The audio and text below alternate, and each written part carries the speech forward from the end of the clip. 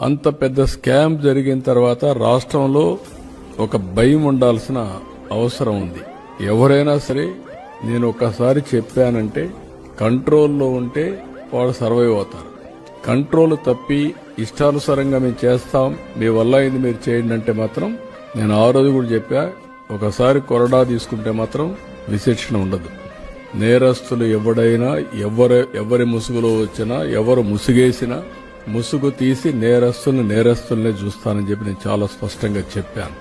అందుకే ఒక పక్క ప్రక్షాళన, ఒక పక్క ఇలాంటి నేరాలు చేసే వాళ్ళని వన్స్ ఫర్ ఆల్ ఈ రాష్ట్రంలో ఒక ఫ్యాన్సీ తయారైంది. ఎప్పుడూ చూడనటువంటి విపరీతమైన ధోరణి, విపరీతమైనటువంటి నేర చరిత్ర కలిగిన నాయకులు నేరాలు చేసి ఘోరాలు చేసి ఎదుటి వాళ్లపైన గుడ్డగా కాల్చి ముఖానేసినట్టు ఎదుటి వాళ్లపైన వేసి తప్పించుకోవాలని ప్రయత్నం చేస్తున్నారు.